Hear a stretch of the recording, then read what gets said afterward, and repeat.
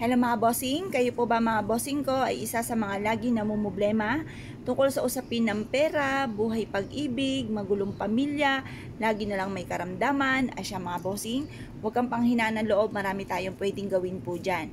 Ito pa mga bossing, kailangan focus ka lamang, concentrate habang ginagawa nyo po ito. Gawin nyo po ito sa liwanag ng sinag ng araw sa umaga ng 6:30 or kaya po ay alas 7 or kaya po ay basta matatapos hanggang alas 8. Kailangan may konting oras ka para maibilad kung ano man may wini-wish po ninyo mga bossing. Ngayon po mga bossing, kailangan lamang po natin ng ballpen.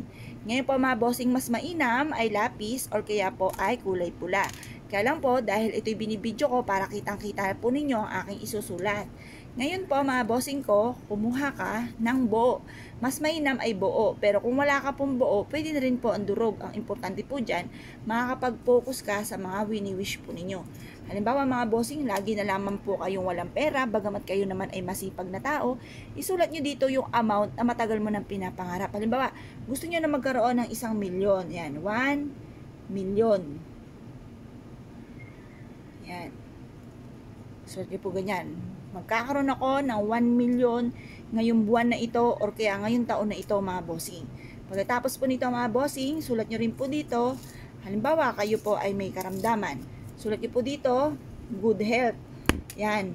Magkakaroon ako o kaya long life. Magkakaroon ako ng mahabang buhay. Gagaling na ako sa aking karamdaman. Yan, long life. Kami na aking buong pamilya ay magkakaroon ng mahabang buhay. Tapos, ano pa ba?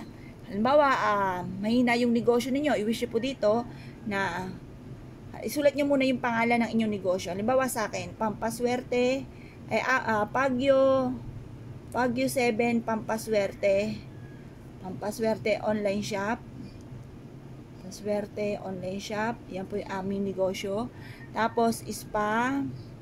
Tapos, pasalubong. Tapos, RTW, yun nga po yung damitan, bangko.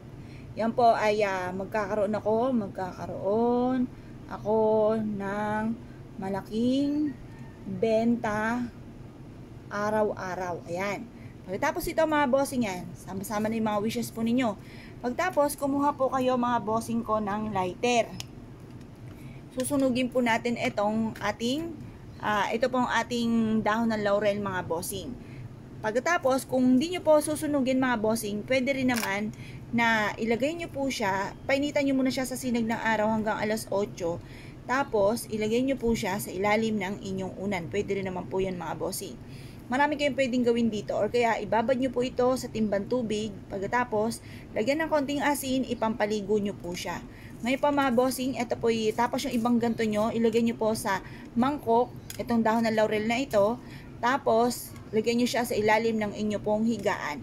Ang dulot po nito ay napakaswerte. Kaya kung kayo pinaniniwala at nais po itong gawin, huwag na po kayo magpatumpik-tumpik pa. Proven po ito na napakaswerte. Basta i-mindset nyo na simula na ito ng tagumpay po ninyo sa inyong pong buhay. Yan lang po mga bossing. Salamat po!